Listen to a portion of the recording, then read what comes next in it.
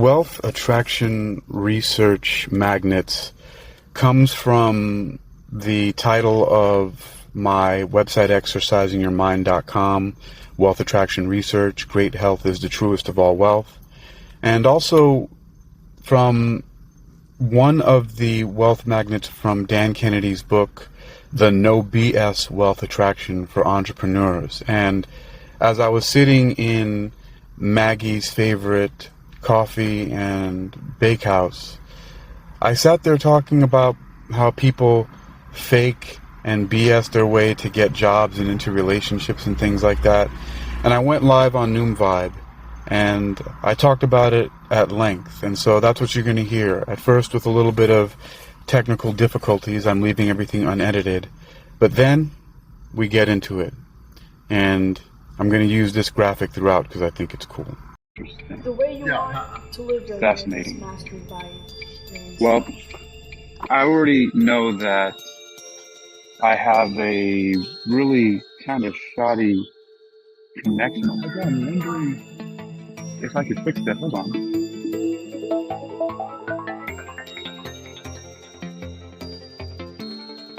You see, I was told that I had Wi-Fi here. You know what? Let's see.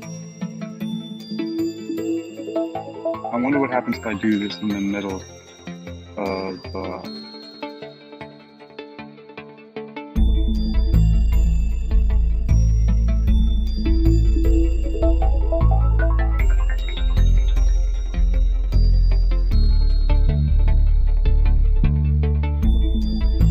So is this totally gonna change up the whole deal? I mean, hold on.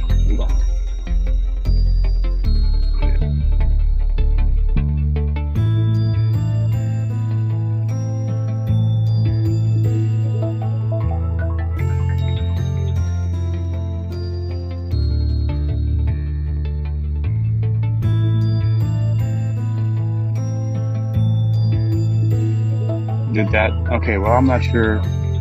I'm hoping that this made my connection clearer, but we'll see. So, hey, Laura, welcome again.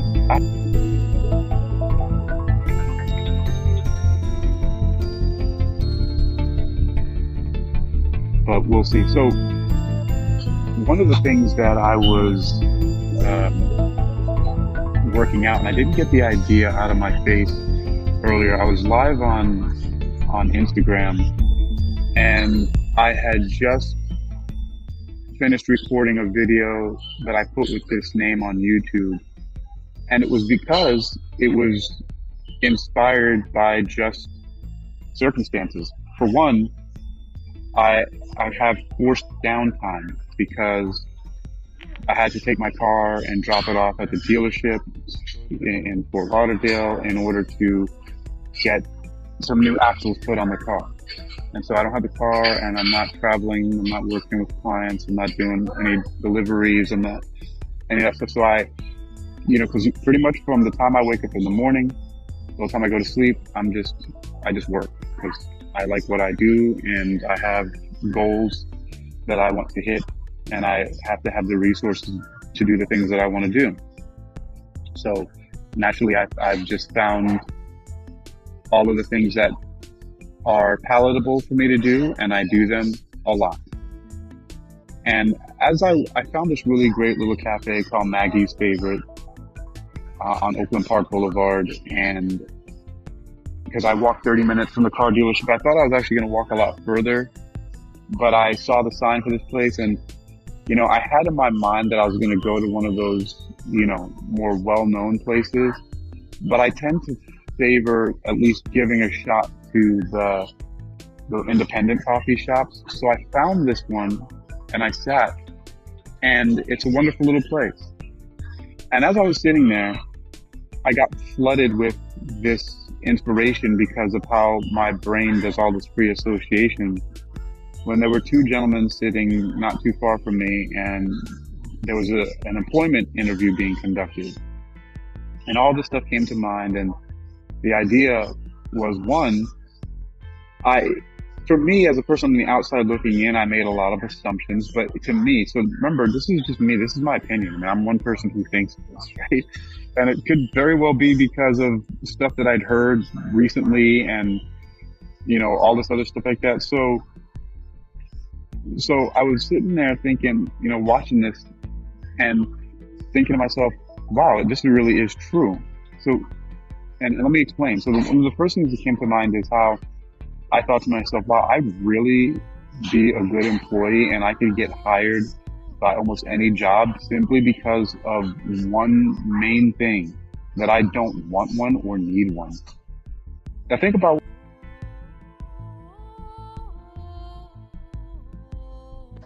phone, man.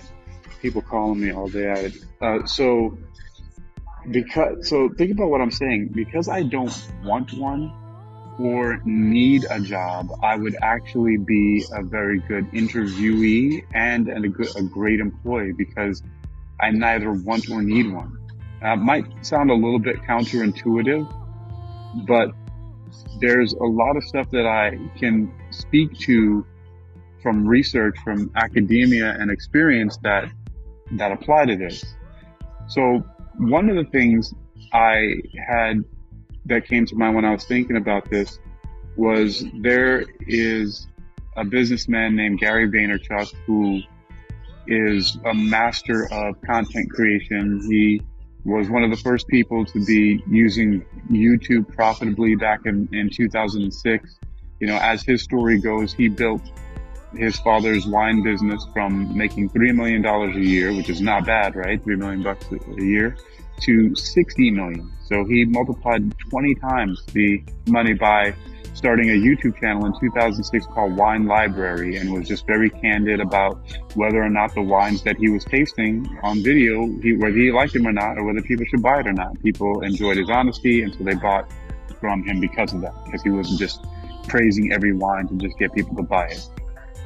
So one of the things that it reminded me of immediately was how he talked about, when you're hiring people, you're just guessing, because you don't know whether or not that person is just embellishing. And, he says he thinks it's BS with the whole 3 references, because you can prep those people and say, hey, I'm trying to get jobs, so I'm going to put you down as references. So if they call, sing my praises, basically. And so he says, hire quickly, because you're really just guessing, but you also need to promote just as quickly and fire just as quickly. If you realize you have a superstar in some way, shape, or form, acknowledge them, let them know, whether it is with both a pay increase and or a higher position, or at least just letting them know and showing them appreciation and sitting down with them, whatever you can do, but let them know and never let that go unnoticed. And so that was one of the things that came to my mind, but even more so to the point of how I feel like if you don't want or need something, how you could really be good at achieving that, because it comes down to integrity, honesty, and desperation. I don't know, not necessarily in that order, but from my personal experience, I have some very interesting things that come from that. One of the things is sustainability, right? I think about it also in terms of people dating, and trying to get romantic relationships. In a lot of times when people are doing, going on dates and stuff like that, or out there dating, a lot of people are really full of shit. And I just know this because I was not this person who ever was dating and tried to tell people that I was this or that, or I was like this nice guy, or I had these traits to try to get with somebody. I just thought that was just fucking dumb. It never made any sense to me. But also probably because, I grew up with a lot of privilege, meaning my parents let me do a lot of stuff to develop myself. So I actually had a lot of things that I didn't have to make up to try to sound cool. I actually am a singer. I've been in heavy metal bands for a long time. I'm actually a martial artist who practices every day. I write poetry. I read books. I don't have to make shit up and be like, oh, I'm cool because I do it. I just do stuff and that's it. You take it or leave it. I'm not going to pretend, something I just could never understood that. And that's what I mean about sustainability, right? And it's one of the reasons why I believe, and a lot of people probably don't want to hear this, but it's one of the reasons why I believe, and also from personal experience, why people talk about this kind of nonsense about the honeymoon phase is over. I think that's really bad that people have that experience. And I think it comes from this dishonesty at the beginning of people, of this whole courting idea about how you have to start off like pretending like you're dressing super nice and you're spending all this time getting ready and I'm putting a lot of effort to go on this date. It's like, what? And then later on you're not doing that. Like that right there is the issue that I've had across all kinds of things, whether it be going out to get a job or going on a date or anything like that. It's like you're putting your best.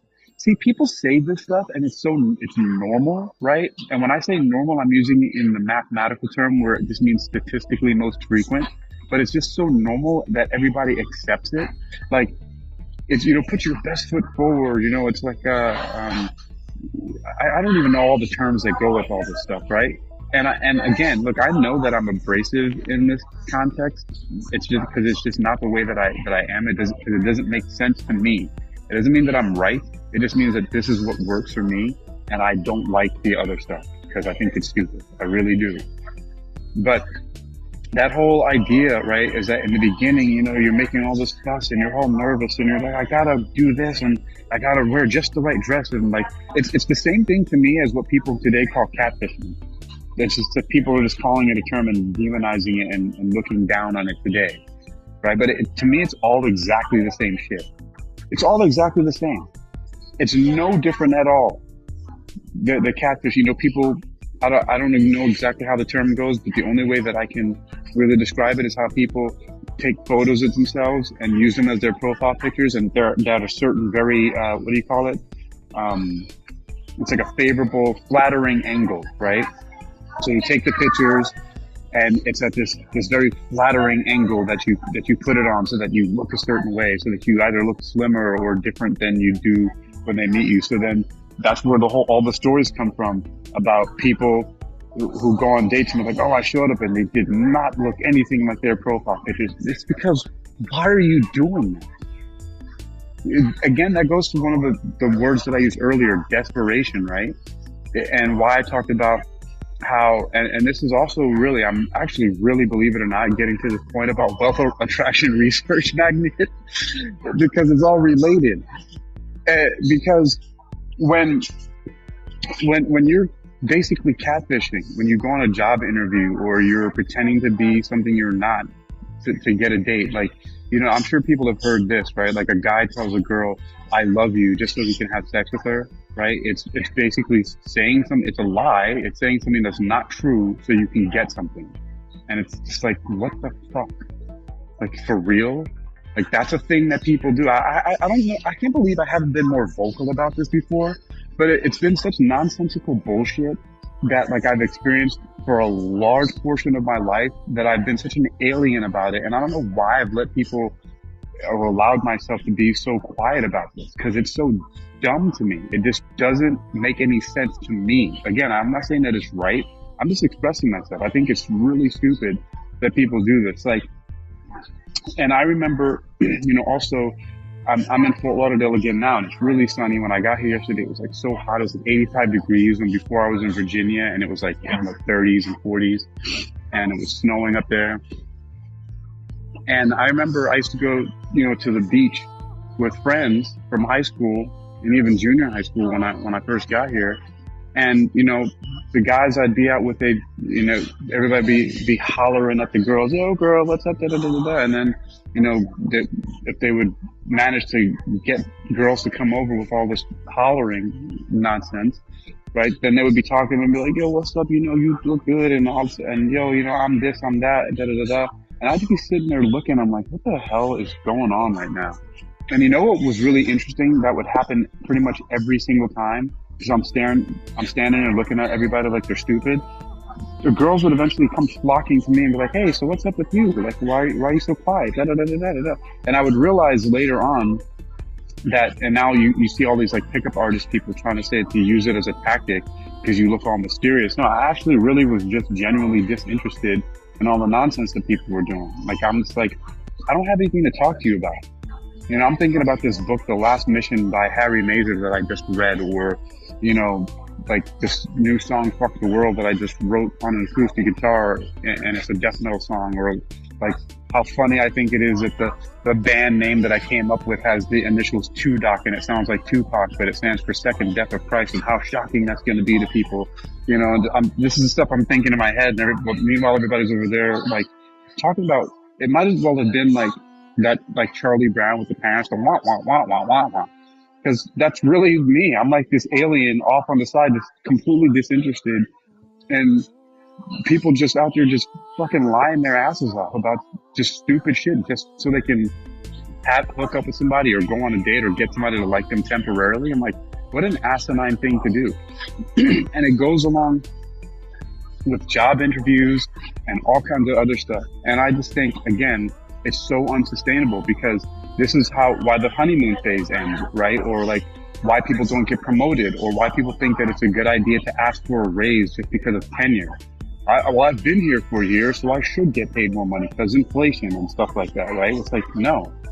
And so now that leads me into where actually the word magnet and even attraction come from in this. Although if you look at my website, exercisingyourmind.com, that's been the title of it since 2007. So for 18 years, the website exercisingyourmind.com has had the words wealth attraction research, and then the subtitle is great health is the truest of all wealth.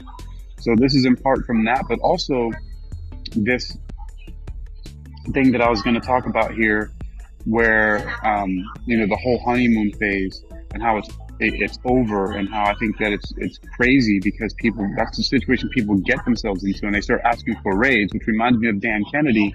I don't know if it's in the same book, it may be, but he talked about how he had this one employee who would come to him every year and ask for a raise. And so he'd say, okay, you want a raise? I'll give you a raise if you go take this class at the night school, you get this certification, and then you bring it to me and you do A, B, and C, and then I'll definitely give you the raise. And every time she would not go take the night class, get the certificate, do A, B, and C, and so he didn't give her the raise. Because in his mind, and I think rightfully so, he was saying, well, she's not bringing any more value to the company, except that she's just been here for a long time. She's not doing anything better. She's doing the same thing, right? Which, hold on to this idea of a hamster wheel, and also in physics 101, the idea of kinematics, right? Distance versus displacement, right?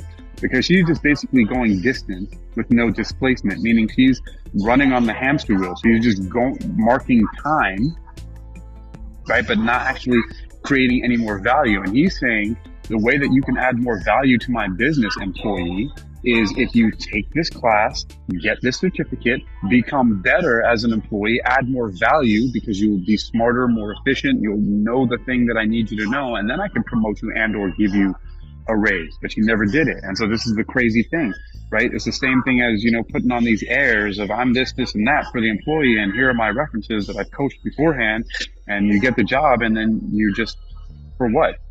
Out of desperation because you needed the money. And so now you've got the job, now what?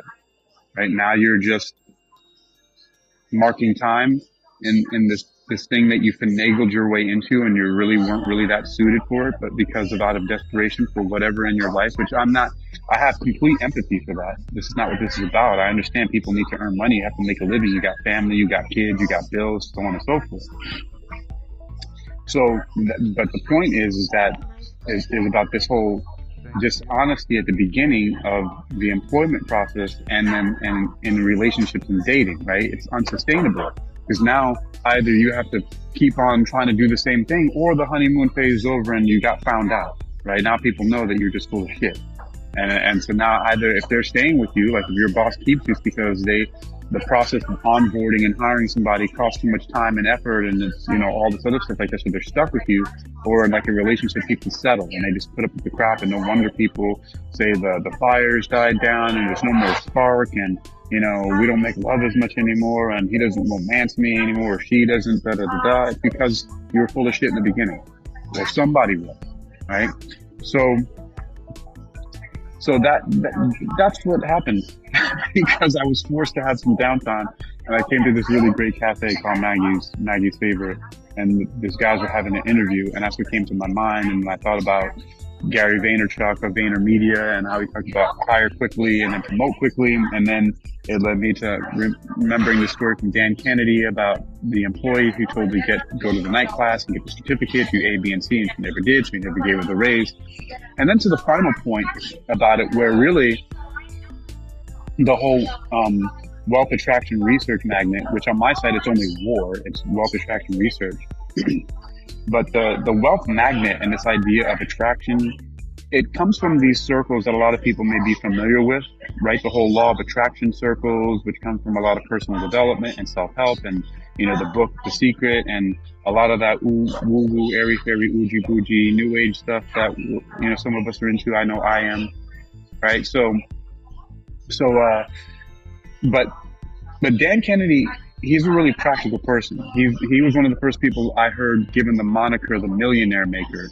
And so he is a copywriter, meaning he writes ad copy, which are basically the words that sell stuff. Well, it doesn't matter if he does a lot of it through direct mail and through brochures, and he writes a lot of copy for commercials and advertising and things like that. So he has this really great book that I read years ago. I remember when this particular incident that this reminds me of occurred. It was back in probably 2010 at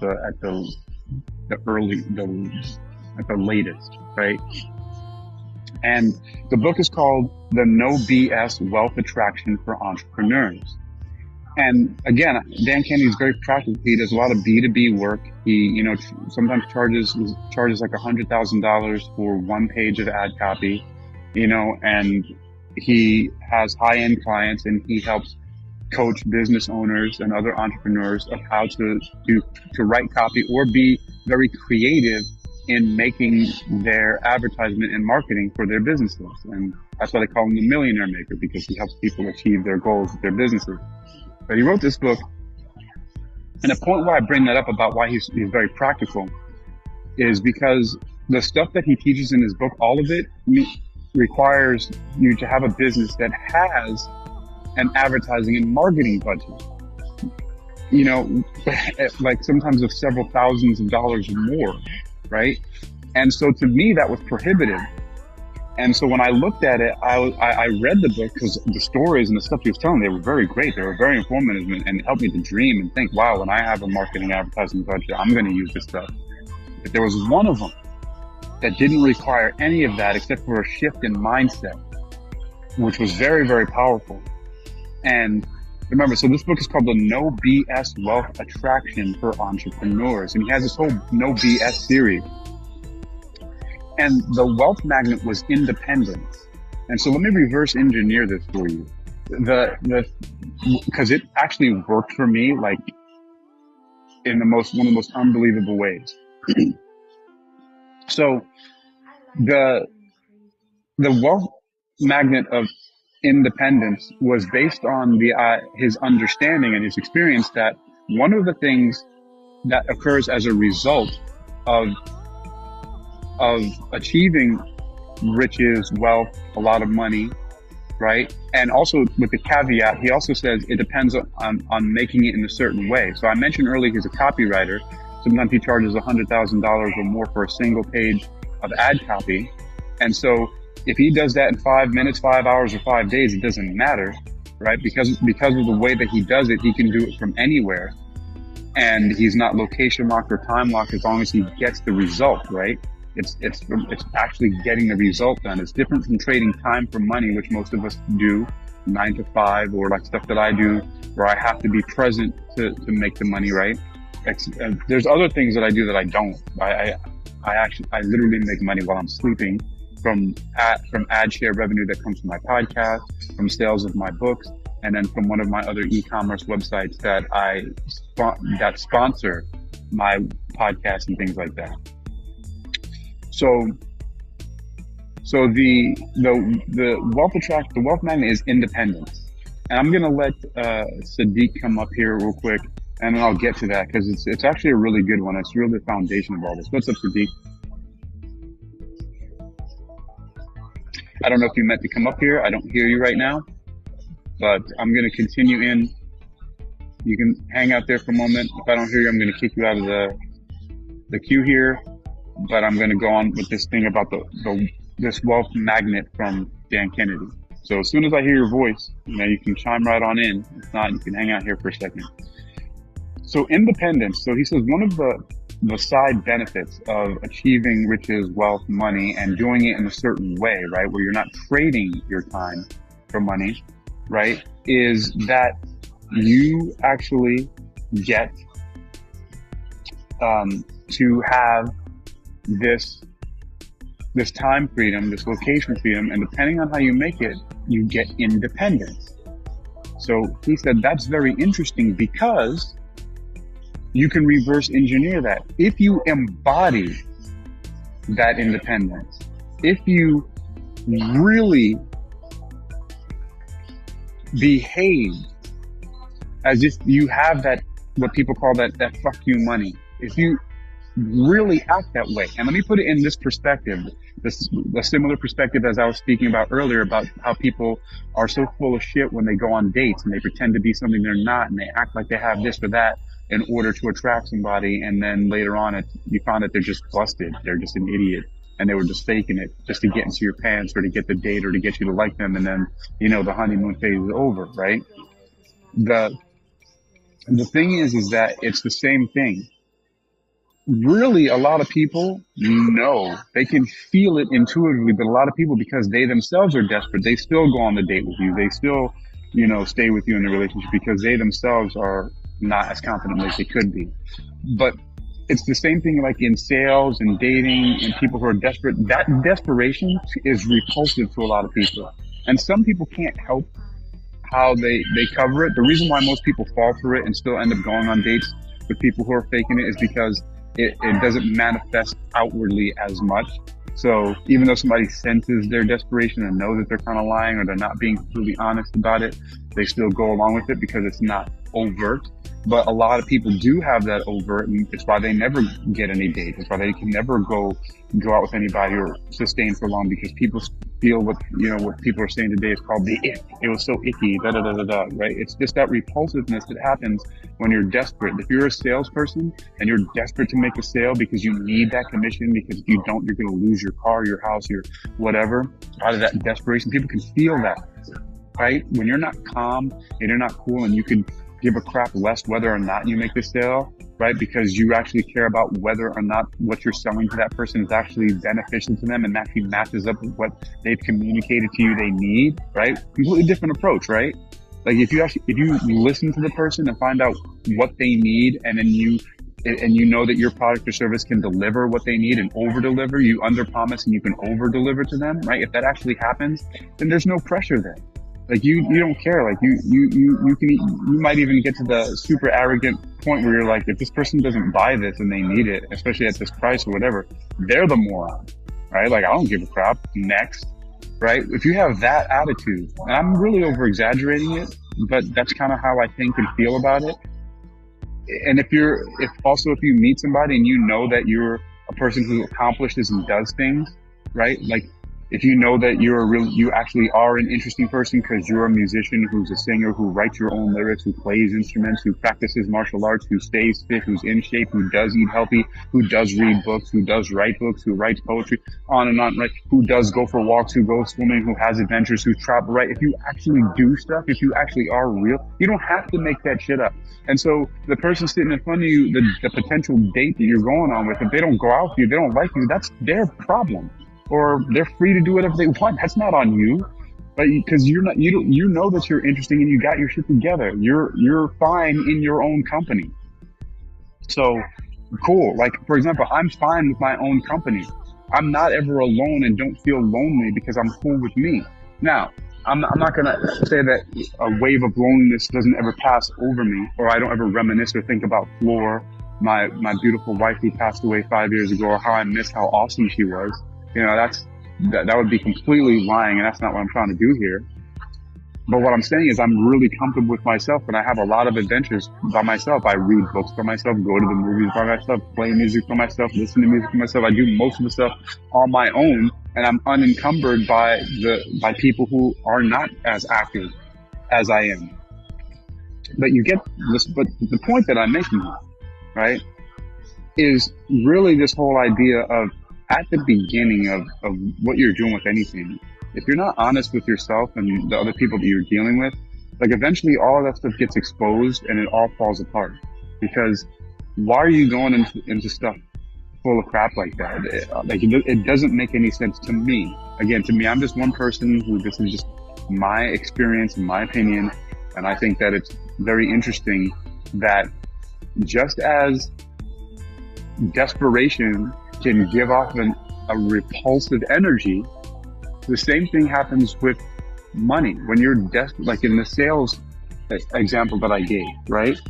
You might be able to finagle or convince somebody into making a sale, but they might have those are people who might feel buyer's remorse afterwards because they were pressured into buying something that they really didn't need or wasn't good for them because you were desperate to make the sale, instead of, pre-qualifying that person, making sure that they actually need the product or service that you have and getting it to them. And if not, you should say, look, you shouldn't buy this from me. You don't need it. Like, for example, if I meet somebody who's like me, who I know can learn from listening to something, right, then I say to them, you don't need to hire me as a personal trainer or as a clinical hypnotist. All you have to do is understand that social media these days is running on an interest graph and no longer is a popularity graph like it used to be, and that it actually is the artificial intelligence and the algorithms are catering to your training of it, and you don't realize it. Why, like the reason why all the cat videos and all the other stuff that's nonsense, that's not uplifting your spirits, it is popping up on your feed, is because that's what you are paying attention to. That's what your eyeballs and your ears are stuck to, because you keep doom scrolling through that stuff. So the algorithm is like, yes, they want this because they keep doing it. Yeah, it's designed to be somewhat addictive to keep you on the platform like that. But if you curate it, if you filter and you choose, just like you should be doing with people and all the experiences, the books you read, the movies you watch, the music you listen to, the places you go, right?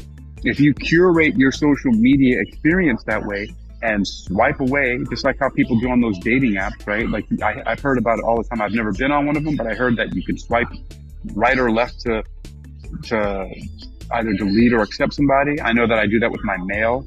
I've actually set up my mail to the point where it doesn't matter if I swipe left or right, it deletes it because I get so much email. And I've been doing really well lately about unsubscribing from a lot of stuff, right? Because it wastes a lot of time to have to delete a lot of emails.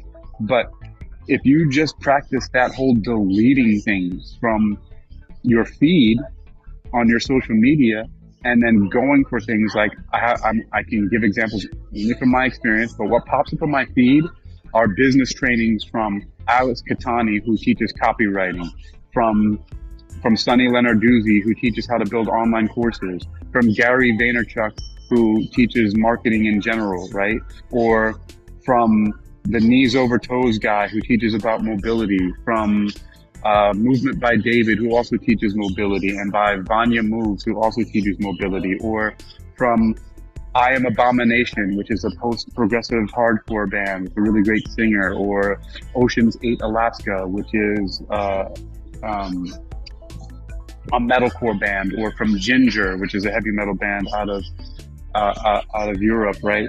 So those kind of things pop up on my feed, because that's what I am training the algorithm to give me. So if you have other stuff on your feed that's making you sad or angry or triggering you, it's because you're sad, angry, and triggered. Because that's what the AI does now. Like, your feed is you, that's you.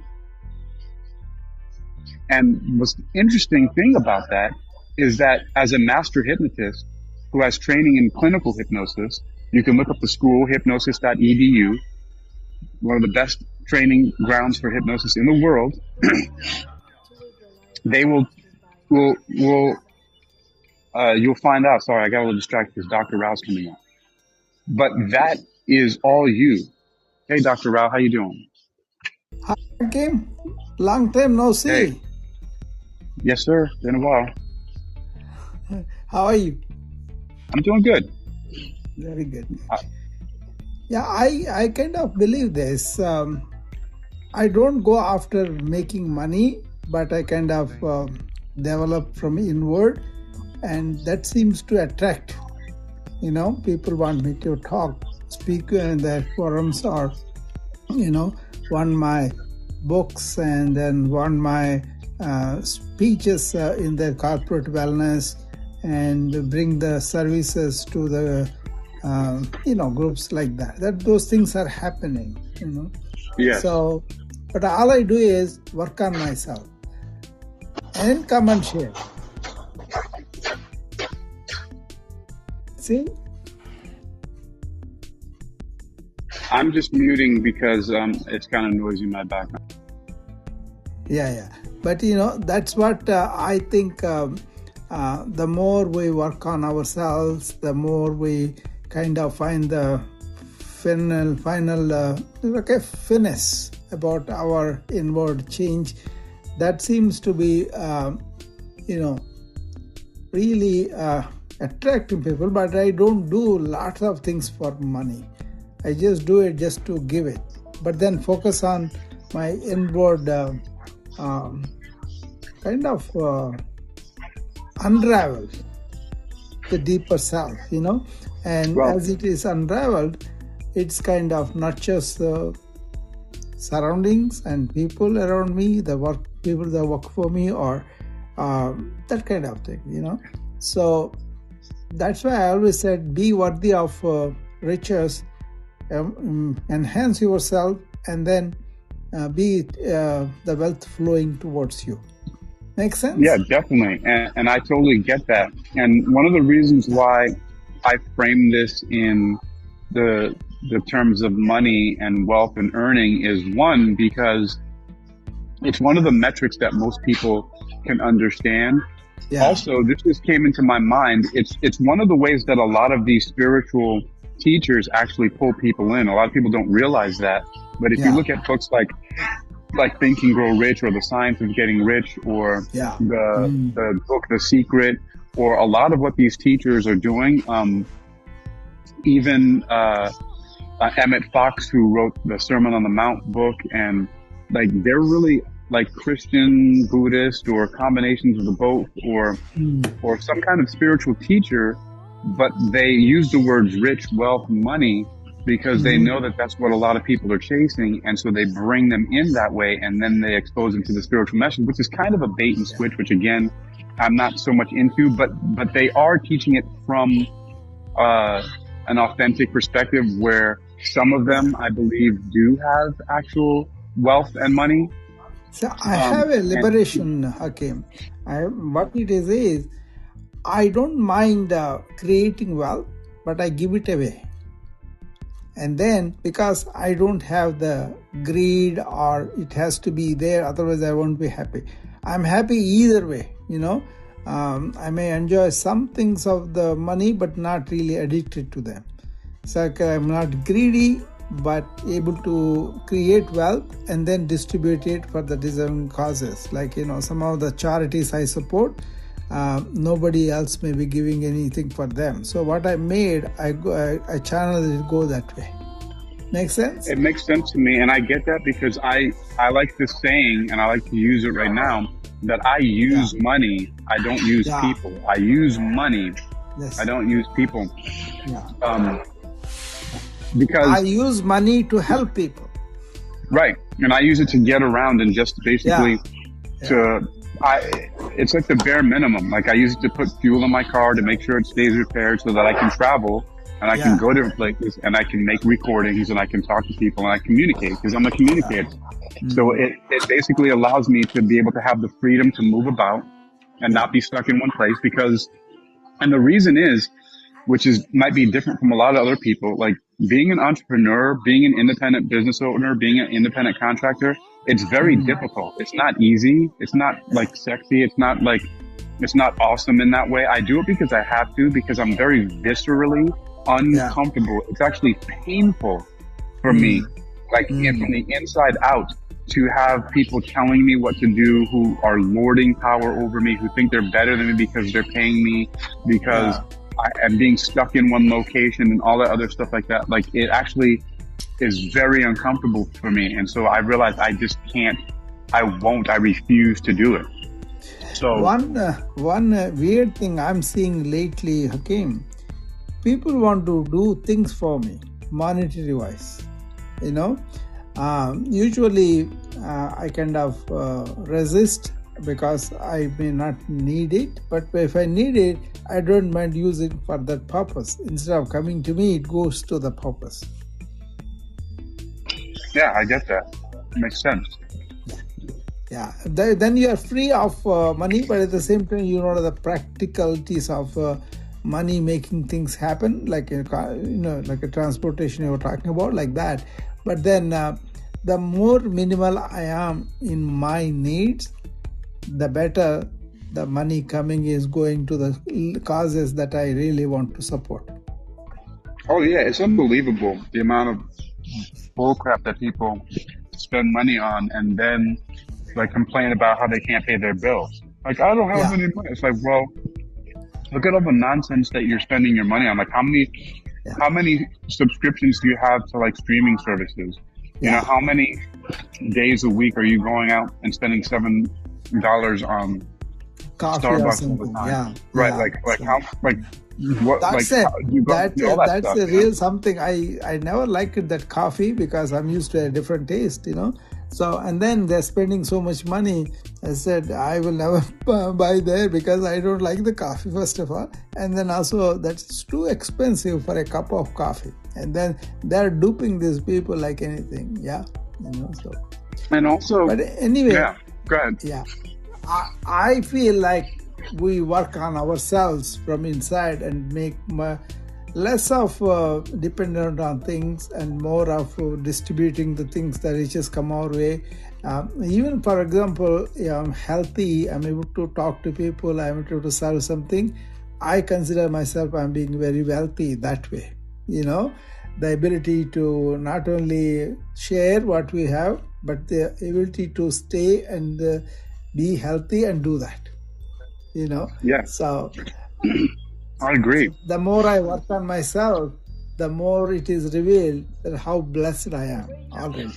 You know, that's interesting too, because in that sense and others, I'm extremely wealthy because here's the thing.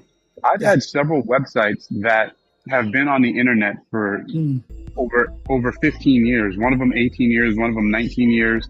I have like 20 websites, like 10 different podcast channels. I pay for them, right? Yeah. So like they're separate from social media, so I can put whatever I want on them. Nobody can tell me what I can do or say on them. I have e-commerce sites. I have books that I've written. Some of them I've written assisted with AI. Some of them are completely all my own thing. Like I have hundreds and hundreds of songs out there. You know, I put out media and content without caring whether or not it's going to get likes or follows or anything like that. You know, I just looked at one of the earliest videos I have on YouTube is from 2007. That's so crazy, right? But the point that I'm making is that I just go about just doing as I wish. Yeah. And I have one thing that I make sure that I do. I was like, I'm just not going to get in anybody's way. I'm not out there trying to hurt anybody. I'm not trying to get in anybody's way. And so therefore, I'm just going to do whatever I want to do. And that's the thing. And so I have absolute freedom because of that. And I fund all of my own adventures. And that's the most richest, that freedom, able to create and contribute. And I wrote some 65 ebooks, but I don't publish them just for the same reason. I feel like writing it, I write it, you know. But you know, most rewarding thing is when I go and speak with a group or somebody, they are appreciating very much.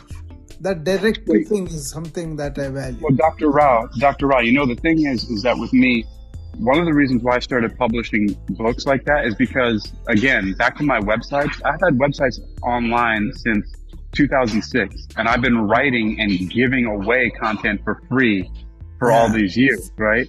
So I just was like, I'm putting a bunch of my different ideas in books and I'm going to put them online, and I'll talk about them in once in a while and people can buy them if they want.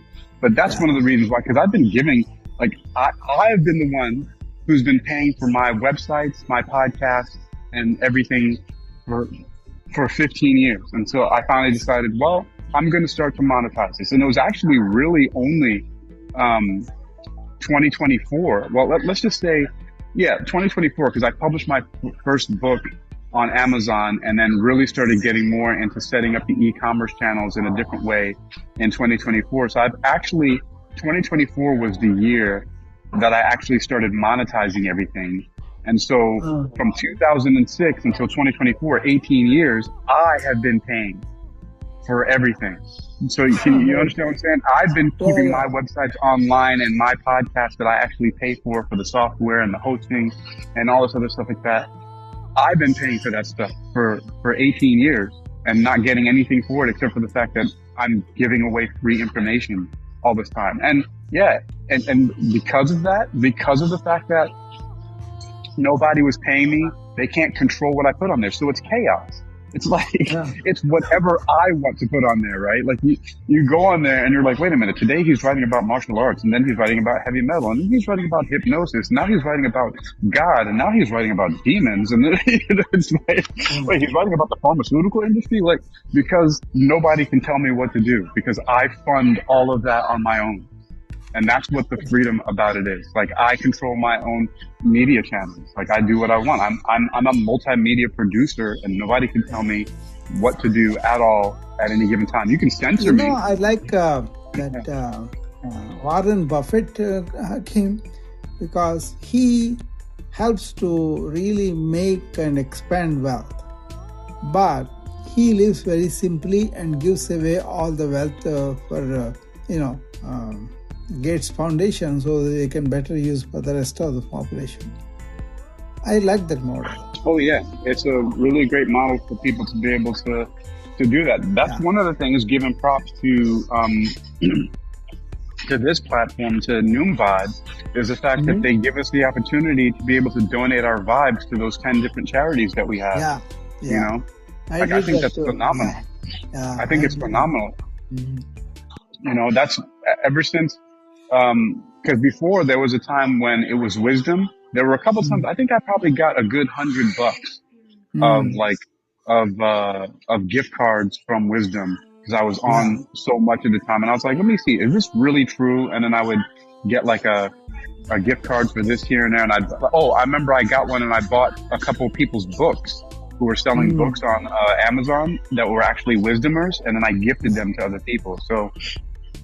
So I found out, it was like, you can actually get paid from this stuff. And now I just donate it all to the charities, because I think that's an awesome way that they have it built into the system that we can automatically do that. Like, people, try to, what they call virtue signal all the time. We're like, I donate to charities, this is that. We can actually do it built in just for us creating content here. And that's so awesome. Like if people really actually knew about this, man, I think, I really want more people to know about it, so that this can generate more content, so that people can get those vibes, so that they can actually donate to these things and then show it. Like, I actually put up a whole a blog on my website. That's my name, HakeemAlexander.com, that says how I donate to like 9 different charities just by walking or something like that. And then I put screenshots and showed how anybody can do it.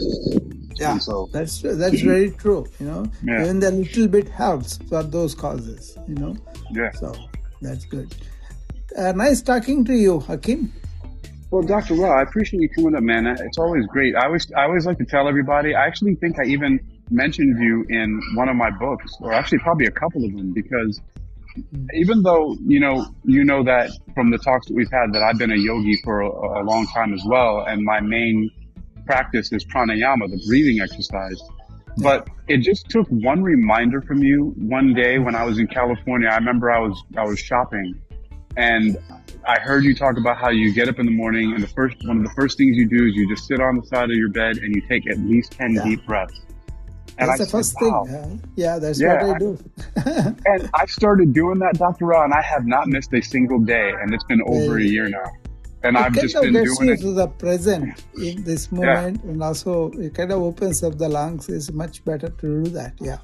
Yeah, and I also reframed it into a way to help motivate a lot of people. I start telling people about it. I say, well, Dr. Rao reminded me of this, and I needed it because I wasn't doing that. Like, I was practicing reading meditation throughout the day, but I said, the interesting thing is to wake up in the morning and do that. One, you've done something healthy for yourself, but two, for those people who are goal-oriented, you can mark that off. You can put a check in the box and say, I meditated this morning. The first thing I did was I focused on taking 10 long, deep breaths this morning. For those people who need to, check something off on their list, if you just do that and you really are mindful and aware that, look, I'm not going to rush through this. I'm going to take these 10 long, deep breaths. I'm really going to do this for myself. And it doesn't take that long. And then when you're done, you've actually you've created a real, viable, practical, healthy meditation in the morning, and you can go about your day and say, look, I did something. Like it's actually helpful for people who are goal More oriented. like in the long run, Hakeem, there's living in the present becomes much easier when you start your day like that in the present moment, doing that breathing and getting that life force coming into you. You're getting touch with the life force around you and everybody else. So, but you are aware of it. You are aware in the present. You feel that energy. And then you are in control of making the mind go your way, not it go whatever it is. So it's a key factor for us to start the day like that. We don't realize the multiple benefits it has. But then as you practice, you will see the benefits in your life. You are more present, you are more attentive, and you are more free of the mind, brain fog and information overload, all those ill effects of current life around us. We can participate in the life. I always talk about this going in a boat of life, but not that the river is the boat of the life, but you are traveling in the boat, but not allowing the water come in. And drown you. So informational age, you can go through all this information, but don't let it animate you so much that you are going to be run by that and the brain fog, migraines and all. I don't have any of that. I don't even take Tylenol for so many years. I have not even touched Tylenol. So that's possible. Pretty amazing. Because I'm with you on that, Dr. Ra. I don't even remember. It's been at least probably 20 years now since I've ever taken any medication of any kind, like over-the-counter medications, like Tylenol, aspirin, like any of that stuff. Like because I don't need it. It doesn't. My body doesn't. I've had headaches before, but I know where it came from. I remember. I was actually, I started having like a migraine, and then I started thinking about what did I eat or drink? And I said, oh, I drank this iced tea that had a bunch of sugar in it. And I was like, I drank the whole bottle. And that's the reason why I woke up in the morning feeling like I had a hangover or something like that. And I was like, it really was like a sugar hangover. Yeah. A lot of people, they don't realize how ready-made that sugar is, how ready-made it is available. And that glycemic index, that is important thing to understand. And then once you understand it, then you feel, okay, oh, this is making me, feel like this. And then you give up, then you discover how beautiful it is, right?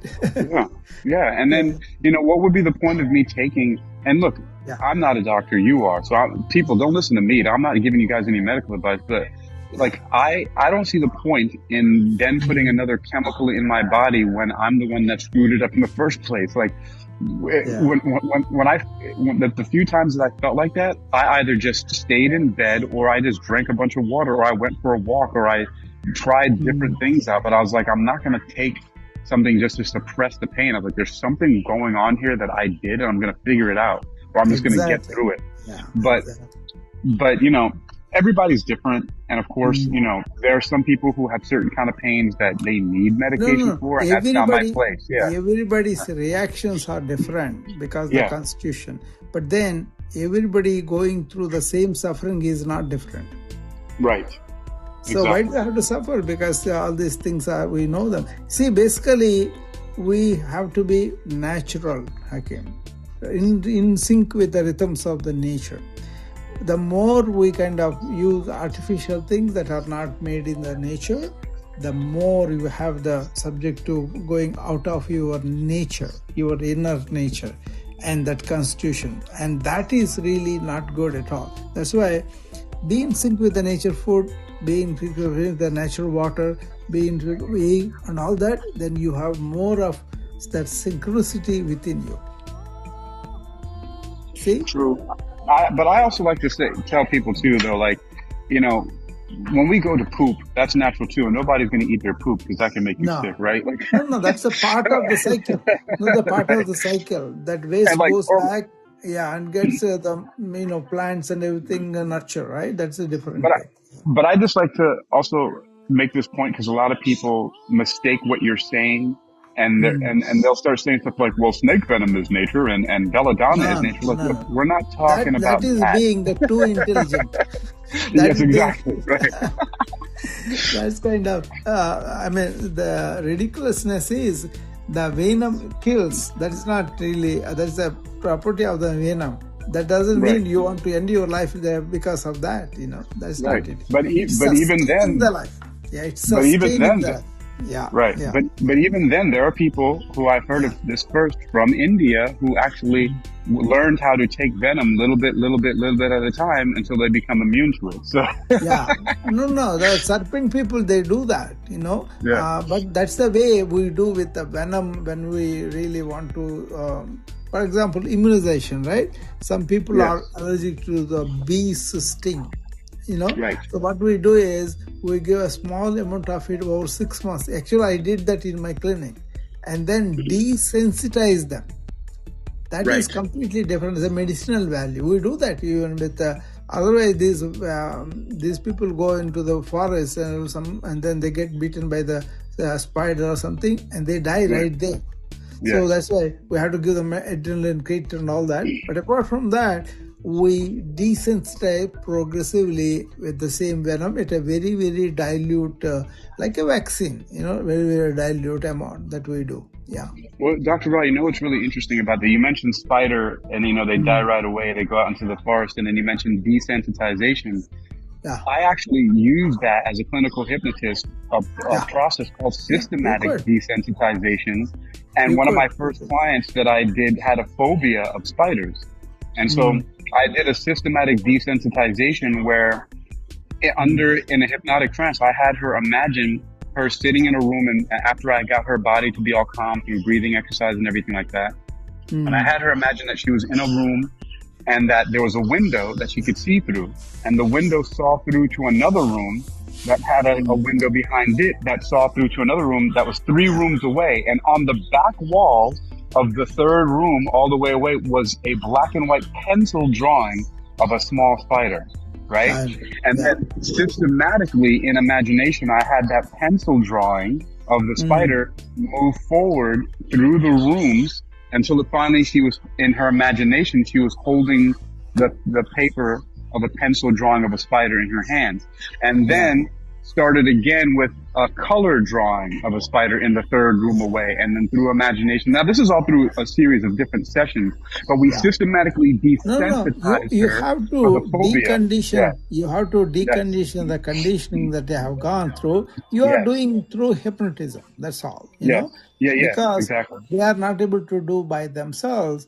You have to guide them to go through the maze of confusion, lack of clarity, towards the clarity. And once they go there, they discover, okay, this is what I built it up myself. I conditioned myself. And then once I uncondition myself, I see the real truth right in front of me.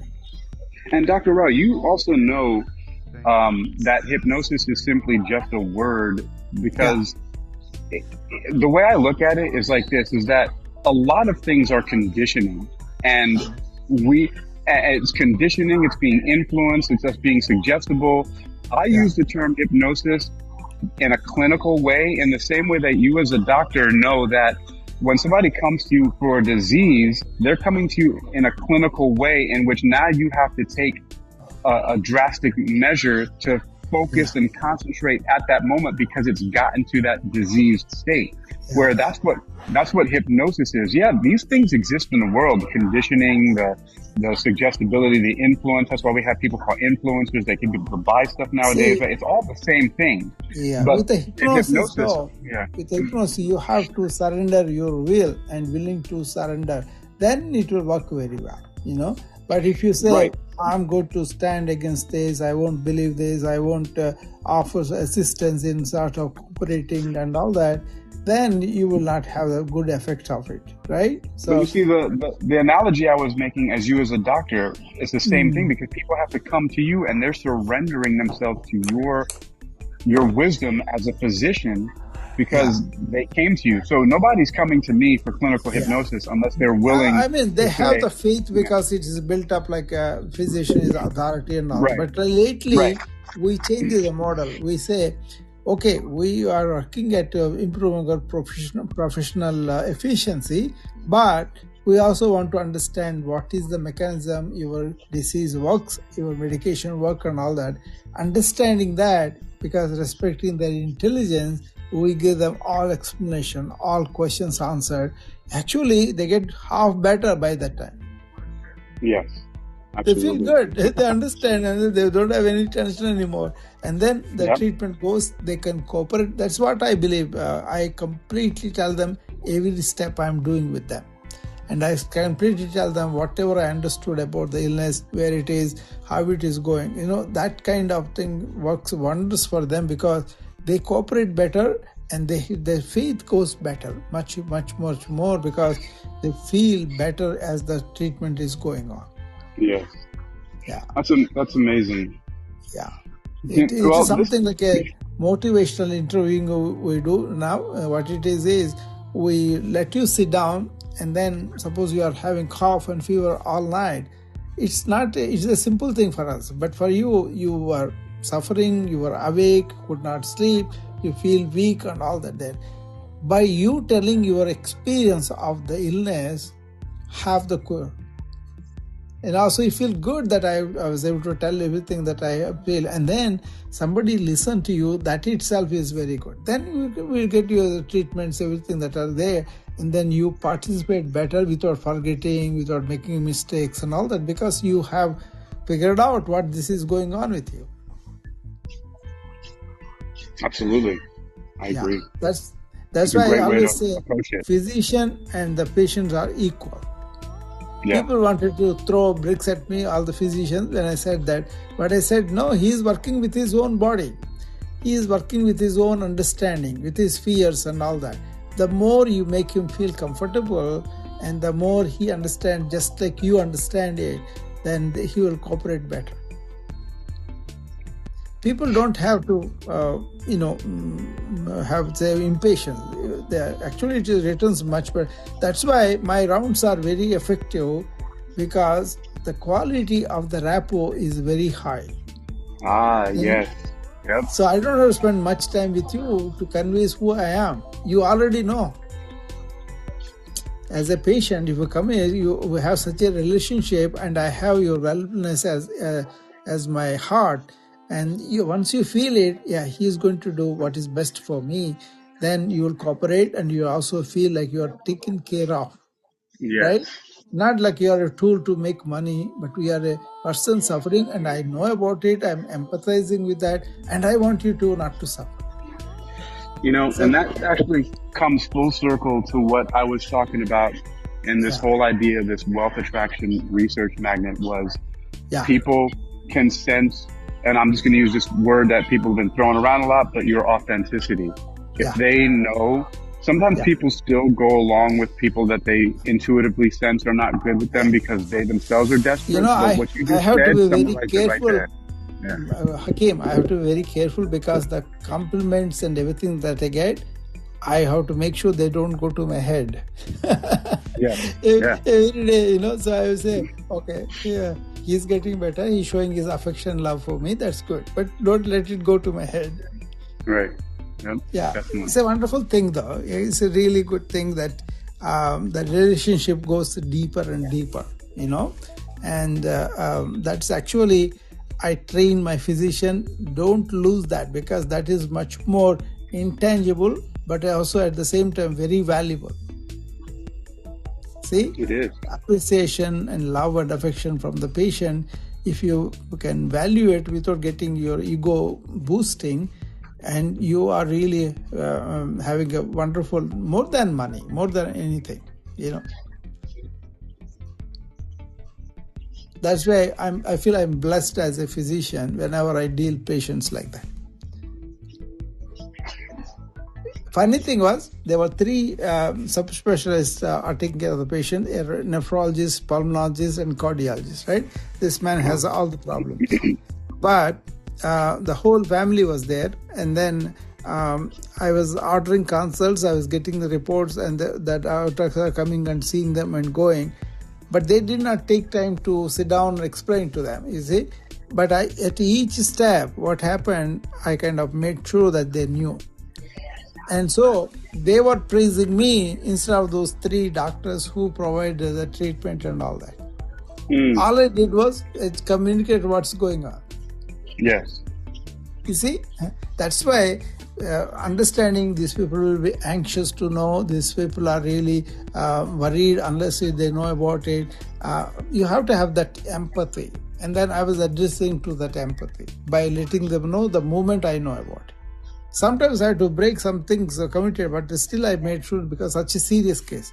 And the family was so happy with that. And then they were very relaxed and then participated in that. And then once everything is done, whatever happens, happens, right? So, but at least during the treatment, more than treatment, getting the patient and the family on board with what's happening is a very important thing, I think.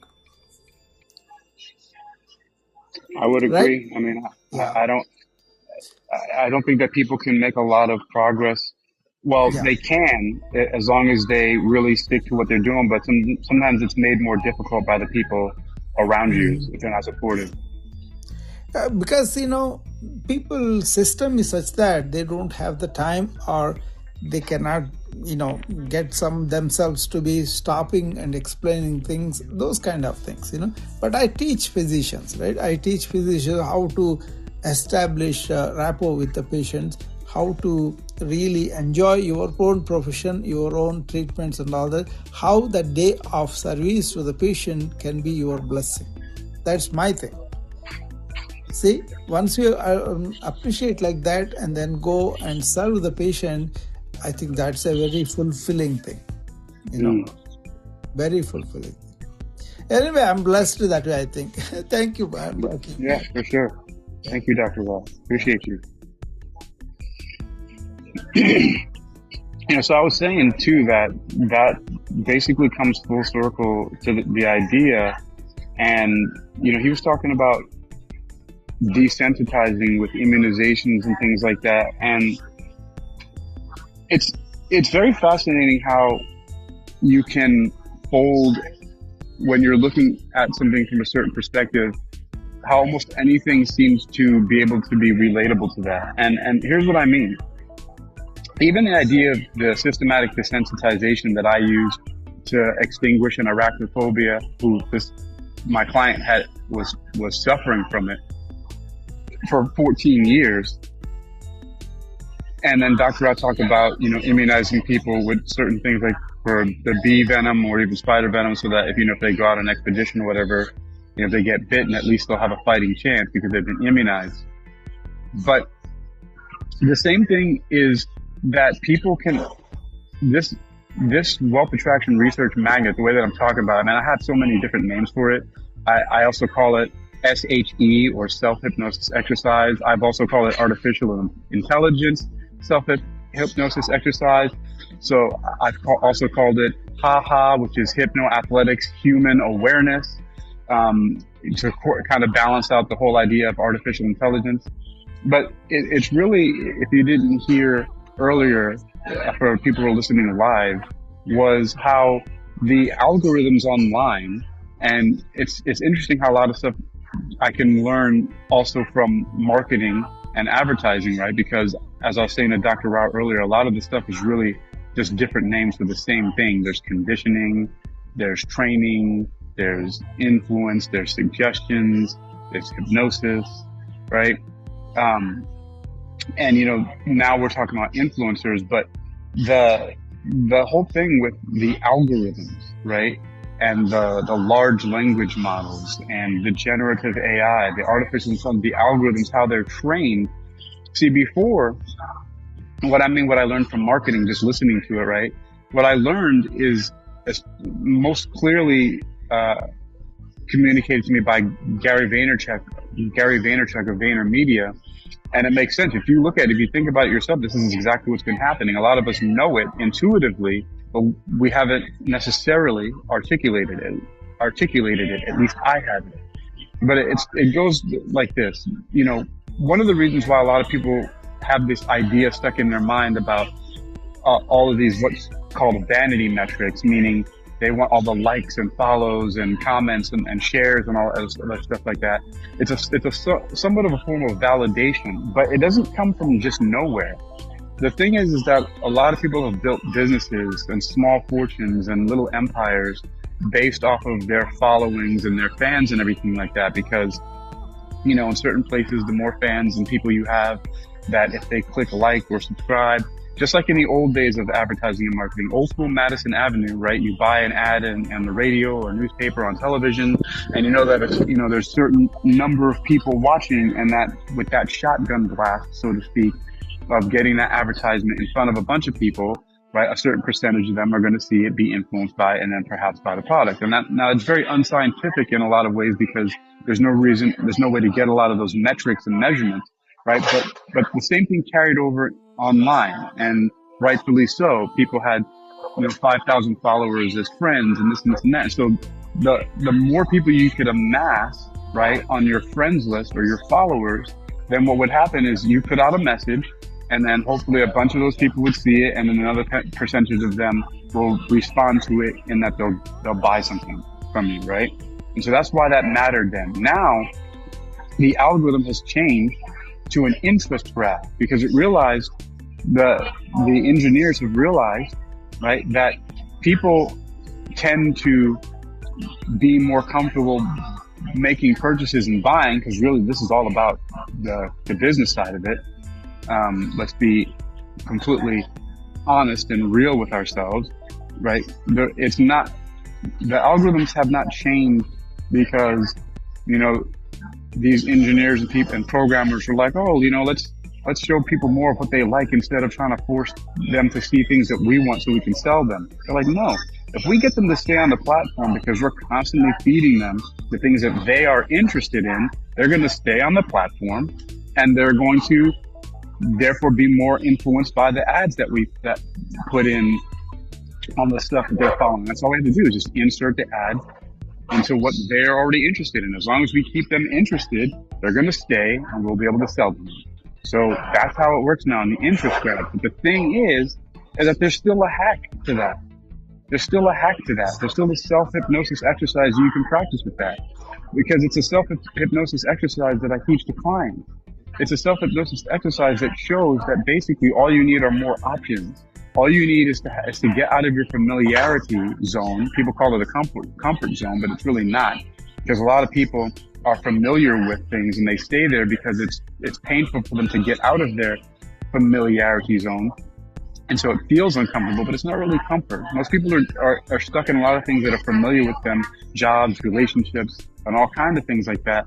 But it's really making them uncomfortable. They're just familiar with it. And familiarity also comes with it the idea that you may not know that there are other options, or may not believe that taking the other option will work because you haven't seen it or known it or experienced it for yourself. So that requires exposure.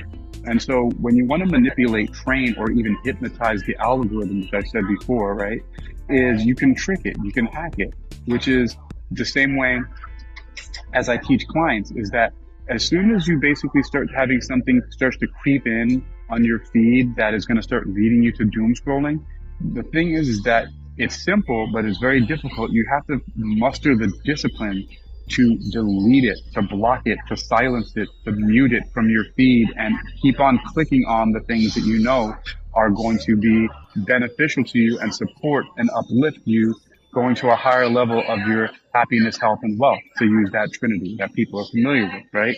So let me give you an example from my own feed, right? The things that come into my feed are from people like Gary Vaynerchuk, who's a marketing guru, so to speak, right? To use that word, he's a marketing guru, or from Alex Kachani, who teaches copywriting, or Sunny Lenarduzzi, who teaches how to build online courses, or then I'll get, videos from the Knees Over Toes guy and Movement by David and Vanya Moves, who all teach mobility and mobility no matter what your age is, and show that a lot of the stuff that happens when people talk about losing their mobility and fitness as they're aging is BS, right? Or, heavy metal bands that I see, like these things come on my feed, right? And I'm happy with that, because those are the things that I want. Those are the things that are going to help uplift me. Those are the things that I do in my life.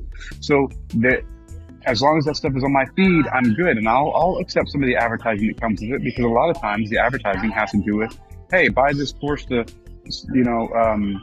up level your business. Get this AI bot to help put things on autopilot, blah, blah, blah. It's all stuff having to do with my interest graph, right?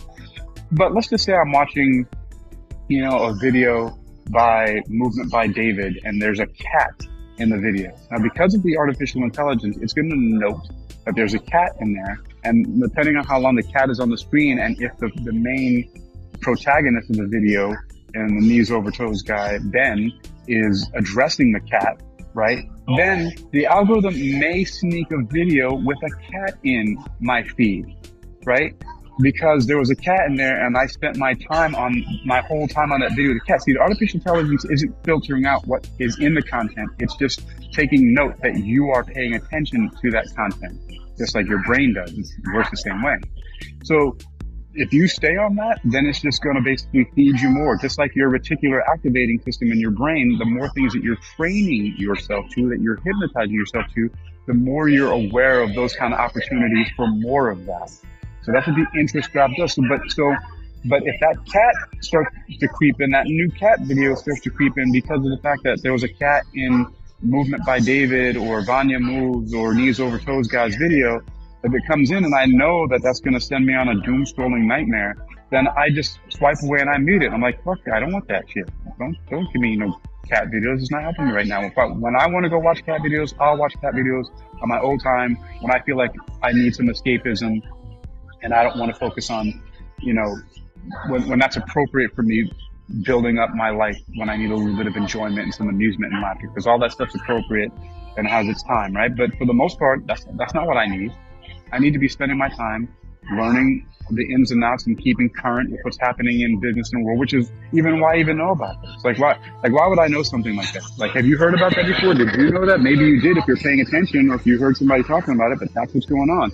And maybe now that I've said it, you'll recognize a little bit more. A lot of people are going to start saying that. You might hear it because you were listening to this, that the social media now is running on an interest graph that's now presenting to you what you're interested in based on what you're spending your time looking at, rather than how many followers, likes, and community and all that stuff anymore. It's not the biggest thing anymore. Sure, having numbers helps with certain things. Like if I had 1,000 followers on TikTok, then I could go live, right? Those certain things help in that way. But that's, for the most part, that's not going along with your interest necessarily. Like sometimes you might even notice this, that a lot of sometimes the things on your feed on social media that pop up on your feed are not necessarily the people that you're following or your friends. It's something that you might have looked at yesterday or last night or the last time you were on. It kind of picks up, so to speak, where you left off. Maybe not with the exact same video, but with something very similar to it, or from the same person that you had just spent time consuming their content. So that's the way that you can train it. In a nutshell, the way that you're going to put yourself on that path is by selecting and curating the things that will support your journey to whatever level of happiness, health, and wealth you want to be on. Because right now your familiarity is with the things that are keeping you where you currently are. If you don't get out of that familiarity zone, how are you going to know what other options are for you to route a path to where you want to go? how do you know how to go from zero to hero if you don't look at anything else that's going to get you from point A to point B? If everything that you're looking at basically keeps you on the same hamster wheel, going around the same track, keeping you in the same place, no displacement, even though it seems like you're going a great distance, right? So that's what this whole thing is about, is you will tend to see more opportunities for things when you curate your experience to serve that. But before, and it's interesting because technology is just making this a little bit more apparent, right? But it's always been this way, right? The way that it always has worked was basically that the things you basically get more of what you consume. The same thing. People like to use the term garbage in, garbage out. I reframe that and say treasure in, treasure out, right? Just to give it a little bit more of an optimistic spin. Of course, garbage in, garbage out, we know. Well, treasure in, treasure out, right? If you take in good things, right, that's going to mix in with your own stuff and make it even better. And I'll leave it with this final thought on that, which is interesting, just to give a graphic, visual picture of this. And not saying that either one of these substances are good or bad, they have their uses. But let's just say you have a big crystal bucket full of dirt, soil, right? Now you don't necessarily want to go rolling around in soil all the time, right? But you plant plants in it. But for this example, let's pretend that the crystal bucket of soil, and I'm making it crystal so that it's transparent. You can see it. You can see all the dirt inside of it, right? You can see all the soil inside. So let's call it dirt, right? So you got this crystal bucket full of dirt. You can see it. Now you imagine that's your current state of being at zero, where you don't want to be, where you currently are now. It's not a good or a bad thing. It's just where you are right now, and you want to get to hero, right? So let's imagine the hero part that you want to get to is having that crystal bucket of dirt now be a crystal bucket full of clear, clean water. So the way to make that happen slowly, right, gradually, just like how all things happen in our life, Dr. Rao was mentioning earlier about desensitization. We do it in gradients. We do it step by step. I do a lot of systematic desensitization in clinical hypnosis, right? Because imagine now taking a hose and you stick that hose into the bucket. You shove it down to the bottom of the dirt into the crystal bucket, and you turn it on slowly, right? You just open up the spout a little bit, and that water starts flowing through the hose and into the bottom of the bucket. Now, at first, what's going to happen, right, is that dirt is going to turn into mud, right? And then it's going to start overflowing at the top, right? Because of the volume of the water, right? It's going to start getting displaced. If you know about Archimedes, right? And how he learned about how to measure volume in certain ways, right? But it's going to start to push that dirt out. As more water goes in, it's going to turn to mud, and then it's going to start flooding out over the sides, making a big mess, right? Which kind of really is similar to what happens in life when you start making changes, right? And then eventually that dirt, that mud is going to get thinner. And then soon it's just going to be like brown water, dirty water. And then it's going to be murky water. Then it's going to be cloudy water. And as long as you keep pouring in that clear, clean, refreshing, clean water, eventually that that crystal bucket is going to be overflowing with clear, clean, refreshing water, right? And at some point in time, you can, if you wish, you can turn off, you can close the spout. But now, if we want to take that analogy even further, right? Yeah, you'll now have a crystal bucket that is full of mostly clear, clean water. But we all have the experience. We know what happens if you leave a glass of water sitting out for a long time, right? Eventually the dust particles in the air might get into it. Some of it starts to evaporate and leaves like weird lines on the glass. You know, a bug might land into it or something like that. You know, a leaf falls into it. Just like if your swimming pool doesn't have a cover on it, right? And you don't clean it out regularly, right? Then guess what happens? If you leave it for a long time, I'm sure some of you may have seen images, if not up close, of a swimming pool or a bucket or something in your yard or somebody's swimming pool that didn't take care of it, where it was like basically completely filled with like slime. Like you might as well think like a swamp monster was like laying down inside. It was like this big disgusting slop that's just, ugh, right? Because that's what happens if you don't maintain something. And so that is really what we're doing. If nothing else, if you can imagine that, that's like a very simple way you can understand about what is coming into your mind and even in your body, is that's what happens. Is what you allow in through your experience, through the things that you're reading, you're listening to, that you're watching, and any combination of those things over a long period of time, that actually becomes your experience. And this doesn't even have to be coming from a metaphysical perspective. This is very practical. This is actually what happens. I know it from going to the gym, which is one of the main reasons why my first website and my concept is called Hypnoathletics, exercising your mind. Hypnoathletics is exercising your mind towards universal harmony and spiritual wisdom through healthy living and self-defense. Because the same thing happens on a physical fitness level as it does in the way that you think about things. You go to the gym and you gradually start moving things around, you start lifting weights, you start eating healthy, you start doing these things. Eventually it changes you. And so everything works in that same way, whether it be physically and materially, or whether it be mentally, intellectually, and spiritually. And that's all this is about. And the connection with the technology now is that the AI, the algorithms that are connected to the AI now are going to give us exactly what we curate, exactly what we choose to allow in, and the things that we filter out, right? Because it's up to us to be disciplined and filter those things out. It's not that we don't have fun sometimes and go on a binge of watching a bunch of cat videos, but for the most part, if that's not supporting your vision, if that's not supporting the so-called best version of yourself, if that's not supporting where you want to be in your happiness, health, and wealth, then it's better to curate the things that will. That's the wealth attraction research magnet. And it's research because research, the root of that word means to look again. And you look again, and you look again, and you look again at similar things that are going to uplift your goal, and from many different angles. You look at it from the top, from the bottom, from the side, from the inside, from the outside, from above it, from below it. There's many different ways that the same message is presented, and sometimes we get a better picture of it by looking at it from all kinds of different angles. So that's the research part, and wealth can be whatever you want. I mean, one of my main entry points into wealth has been through great health, because of the fact that how I'm able to move and the super high level of mobility I have. And I would only know that through a little bit of observation. I realized that I have a much higher level of mobility than most people in general. My level of mobility is at the level of a professional athlete, an uninjured professional athlete, right?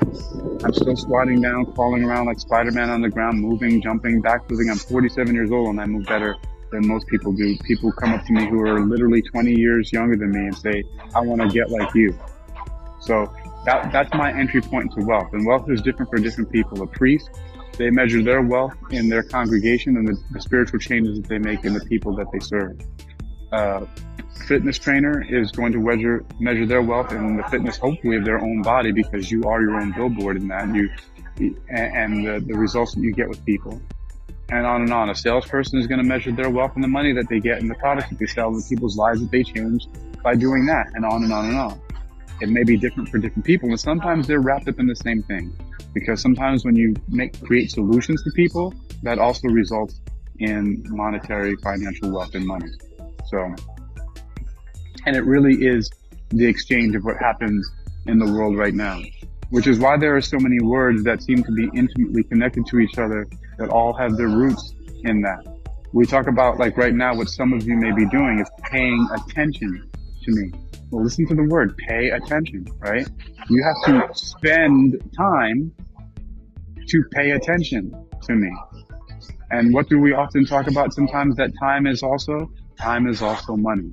So if time is also money, that's why you're spending your time to pay attention to what I'm saying.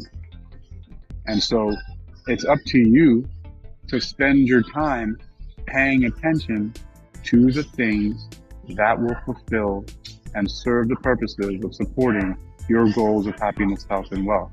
The more that you invest the time that you spend to paying attention to things, the return on your investment is going to be the results of those things. The treasure that you put in is a treasure that's going to come out. The treasure that you consume is going to manifest in your experience around you. That is the Wealth Attraction Research Magnet. You've been listening to me. I'm Hakeem Ali Bokus Alexander, and I am going to finish my lunch and probably, I don't know, find something delicious to drink. So I'm going to take a 30-minute walk back to go pick up my car in a little bit. So for those of you sad as fell, I appreciate it. Thanks for coming by and listening. Laura, you've been here since the beginning. Gabriella, Elaine Padilla, hello. Chelsea DeClerc, and Laura, I see you getting it. Y'all should see Laura on TikTok. She's putting in that work in the gym. Elena Padilla, Chelsea DeClerc, hey, Joshua Lunsford, Saya Puafisi, Paula Killian, Robin Cornoyer, what is that? Cornoyer. Dr. Rao, thanks for coming up and talking with me for a little while, Dr. Rao. Shelley Chancellor, Trisha Himwan, Jeanette Sadiq. Sorry we didn't get to talk. I don't know what happened there. Dinga, Ronald Snyder, Susan Ernest Turner, Nando D. Pascal, hello.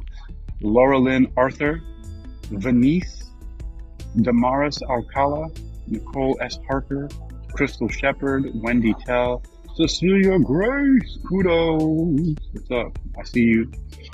Donna Lemon, Jennifer Pearson, Sunshine Lemons. That is a cool name. I'm getting all kinds of yellow and bright there. Hello, Lois Hampson. What's up? Robert Roma, Lou and Lisa. Is it Sergio? I don't know how to pronounce that. It's cool. Bud Herman, Gail Gilbert, Dawn Dibble, Keiko Yamaguchi. I love that Japanese name. Keiko Yamaguchi. You know, a lot of Japanese women's names end with ko, right? Like Emiko, Noriko, Masako. I've just noticed that pattern. Jill Nicholson, Elijah Tucker, Lynn Wiley. And I'm not assuming that you're Japanese. I'm just saying that female Japanese names tend to end with the ko. Larry Marcus, Gristel Navarrete, Tonica, Sandy McDonald, Amy Ballenbacher, Cher M, Elva Salinas, Bernadette Costagliola. Sounds Italian. Sandra Benoit. Tu y luego tú. Okay. It's not necessarily a name, it's a statement. Angela Biggs, Tammy Roner, Carrie, Martha Perez, and Elise, Laura Ramirez, Sheila Smith, Kate Batchelder, Mojo in the house. I saw you, Mojo. Izzy, Rutledge, Nikki. Gosh, there's a lot of people here. That 89. That's what happens when you stay on for like an hour. Wanderica Undefined, Erica Hampton, Lindsay Husky, Joe D'Angelo, Lauren Johnson, Keith Johnson. Hello, Johnson and Johnson. I don't know if y'all are related or if that's just a coincidence that you're right next to each other on the feed here. Karis Friesen, George Ehinger, Deborah Brown, Rachel Brandt, Melissa Stroll, Margie Smith, Kristen McCullen, Van Huang. For some reason I really like the name Huang. I'm a big fan of the name Huang. I really am. I don't know why I got so familiar with that name, Huang, but I like it. Brandy George, Coach Ashley. I don't know if it has something to do with me living in Asia for 5 years, but Mary Kramer, Ebony Porter, Teresa, Pasa Hassanek, Maria, Allison Pissars, Catherine, Deborah Johnson, John Phillips, Kate Simon, Helen is it Helene? It looks like Helene. Helene O'Neill, Low. I do not typically talk outside of that. Interesting. Low. Terry. Hey, what's up, Terry? Debbie Wiggum and Jar with the Dashes. All right. I saw a couple other people come on, so there might be some other lives happening. So once again, appreciate those of you who have either passed through or sat still with me. This is the Wealth Attraction Research Magnet. It was a good one. You can go and listen to it again if you like. Although I'll be talking about this subject and refining it a lot more as time goes along because it's a good one. It just comes directly from my experience and my combination of that with my academic studies and research and ongoing projects that I'm doing with people now. So check it out. And if you really want to see where the wealth attraction research, that title originally came from, I have one of my first websites, been online since 2007, is exercisingyourmind.com, where it sells wealth attraction research. Great health is the truest of all wealth. The way you want to live your life is mastered by doing stuff.